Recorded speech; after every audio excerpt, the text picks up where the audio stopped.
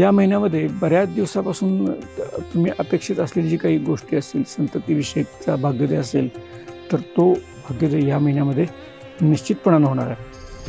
त्याचप्रमाणे बऱ्याच दिवसापासून अडलेली एखादी महत्त्वाची गोष्ट असेल किंवा तुम्हाला एखाद्या ठिकाणी यात्रेला जायचं असेल किंवा फॉरेन टूर असेल किंवा अगदी जवळपासची टूर असेल, तर त्या सहलीमध्ये तुम्हाला भाग घेता येईल आणि त्या सहलीतून तुम्हाला बऱ्याचशा चांगल्या गोष्टीसुद्धा मिळण्याची शक्यता आहे. काही तरुण तरुणी असतील तर त्यांना आयुष्यासाठीचा जोडीदार पण आणि तोही त्यांच्या स्वभावाचा मिळण्याची शक्यता या महिन्यामध्ये आहे.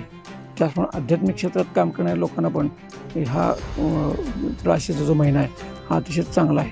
त्यांना बऱ्याचशाच गोष्टी अतिशय चांगल्या पद्धतीनं होतील. ज्यांच्यावरती कोर्ट केसेस कोणत्याही कारणाने किंवा ह्यांचा कोणत्याही प्रकारचा गुन्हा नसताना आलेले असतील, त्या कोर्ट केसेसमधून सुटण्याची शक्यता या महिन्यामध्ये भरपूर आहे.